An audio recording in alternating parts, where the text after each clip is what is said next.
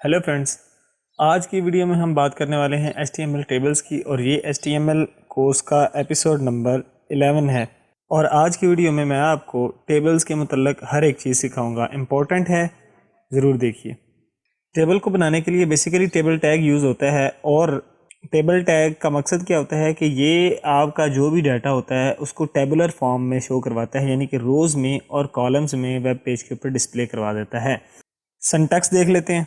Table opening tag आएगा और table closing tag आएगा, दरमियान में टेबल डाटा आएगा। और ये जो table opening and closing tag होता है यही टेबल की एक्चुअली बॉडी मानी जाती है, जिसके अंदर पूरे का पूरा टेबल का डाटा लिखा जाता है। अब हम बात कर लेते हैं कुछ ऐसे टैग्स की जो बेसिकली टेबल टैग के अंदर लिखे जाते हैं और इन्हीं से हम टेबल का जो डाटा है वो बनाते हैं। वो तीन होते हैं। सबसे पहले टेबल रो, ये डिफाइन करता है कि टेबल की हॉरिजेंटल रोज कितनी होंगी। दूसरा होता है टेबल हेडिंग, तो इसमें क्या होता है कि ये टेबल की जो सबसे फर्स्ट रो होती है उसको बोल्ड करने के लिए यूज़ होता है एज अ हेडिंग।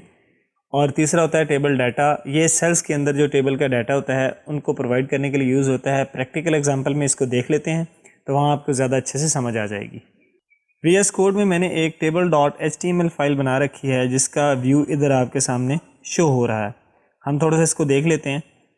यहाँ पे बॉडी टैग के अंदर मैंने लिखा है H2, एक हेडिंग लिखी है जिसमें मैंने लिखा है table example bye code video school, और यहाँ पे मैंने टेबल टैग लगाया। ये देखें, यहाँ से लेके यहाँ तक ये टेबल टैग है हमारा। अब टेबल टैग के अंदर मैंने table row table row tag लगाया, यहाँ से लेके यहाँ तक एक है, फिर यहाँ से यहाँ तक है, फिर ये वाला है और फिर ये वाला है। तो ये चार जो है ना वो टेबल रोज बन रही है। तो यहाँ पे हम देख लेते हैं, ये 1 2 3 और 4 टेबल रोज हैं। अगर मैं ये नीचे वाली टेबल रो को कमेंट आउट कर देता हूँ, सेव करूँगा, तो देखें अब एक आखिरी रो रिमूव हो चुकी है, यानी कि ये जो डाटा है एक पूरे की पूरी रो को डिफाइन करेगा। अब हमने दूसरा टैग पढ़ा था टेबल हेडिंग टैग, तो ये है जी टेबल हेडिंग TH और टेबल डाटा जो TD है ये एक जैसा काम करते हैं, लेकिन जो पहली रो होती है हम उसके अंदर टेबल हेडिंग टैग्स दे देते हैं। उससे क्या होता है कि हमारी जो फर्स्ट रो यहाँ पे बन रही है वो बोल्ड में आ जाती है, थोड़ी सी बड़ी साइज में आ जाती है, जिससे पता चलता है कि ये हेडिंग है। अब यहाँ पे जो डाटा है इसको मैंने टेबल डाटा में लिखा और ये सिंपली आ गया इधर। ठीक है, तो इस तरह से हम टेबल बनाते हैं कि सबसे पहले हम टेबल की बॉडी के लिए लिखेंगे टेबल, उसके बाद उसमें जितनी भी हमने रोज़ डालनी है वो टेबल रो टैग्स के अंदर जाएंगी, और टेबल रोज़ के अंदर फिर टेबल डाटा या टेबल हेडिंग आप डाल सकते हैं।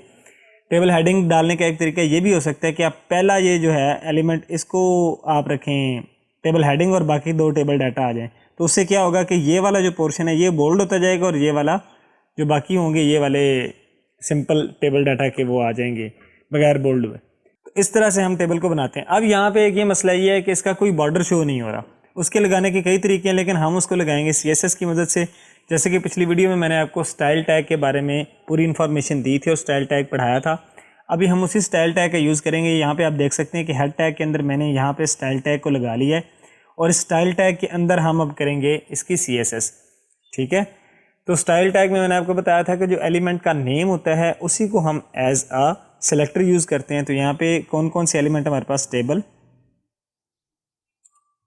ठीक है, इसमें मैं लगा लेता हूँ बॉर्डर और ये लगा लेता हूँ 2 पिक्सल सॉलिड और ब्लैक लगा लेता हूँ। जैसे ही मैंने इसको सेव किया आप देख सकते हैं कि इसके गिर्द एक बॉर्डर आ गया, लेकिन मसला ये है अब कि अंदर वाली जो चीज़ें हैं इनके गिर्द बॉर्डर नहीं आ रहा, ये प्रॉपर टेबल शो नहीं हो रहा, ये तो एक ब्लॉक बन गया। तो उसके लिए हम क्या करते हैं कि बाकी सिलेक्टर्स के गिर्द भी यही चीज़ लगानी पड़ेगी। अब उसके दो तरीके हैं, या तो मैं यहाँ पे इसी तरह से हर एक का, जैसे टेबल का बनाया सिलेक्टर, इस तरह से हर एक table data, table row, table heading का सिलेक्टर बनाता रहूँ, या फिर मैं क्या करूँ, कॉमा लगाकर इधर ही सारे एलिमेंट्स डाल दूँ। तो देखिए मैंने क्या किया, कॉमा लगाकर table heading, table row, table data को इधर ही डाल दिया। तो इसको जैसे ही मैं सेव करूँगा तो आप देख सकते हैं कि सब के गिर्द बॉर्डर लग चुका है। अब यहाँ पे एक और मसला आ गया कि ये जो बॉर्डर है ये डबल डबल से हो रहा है, जो हमें अच्छा नहीं लग रहा। तो इसको सिंगल करने के लिए एक प्रॉपर्टी आती है CSS में, इसको कहते हैं बॉर्डर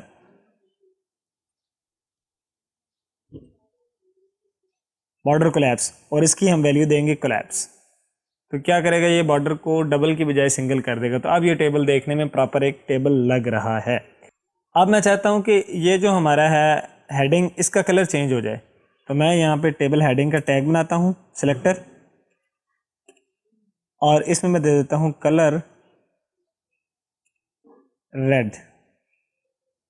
तो ये देखें हमारा कलर इसका हेडिंग का जो रेड हो चुका है। इस तरह से आप और भी जो मैंने आपको CSS प्रॉपर्टीज 4-5 सिखाई थी, आप सब इनके साथ लगाकर कुछ एक्सपेरिमेंट्स कर सकते हैं। अब हम टेबल की कुछ मज़ीद अहम प्रॉपर्टीज़ के बारे में बात कर लेते हैं।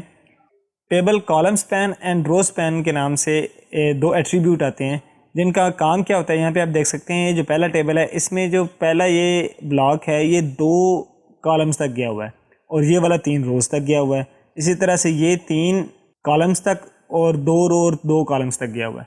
तो इस तरह के टेबल बनाने के लिए हम क्या करेंगे, इस तरह के टेबल की ज़रूरत हमें पड़ती है। तो उसके लिए 2 एट्रीब्यूट आते हैं, एक है कॉल स्पैन एट्रीब्यूट और दूसरा है रो स्पैन एट्रीब्यूट। तो इनको हम यूज़ करते हैं अपने टेबल टैग्स के अंदर। तो उससे क्या होता है कि हमारा रो या कॉलम स्पैन बढ़ जाता है। तो आइए इसको भी प्रैक्टिकली देखते हैं।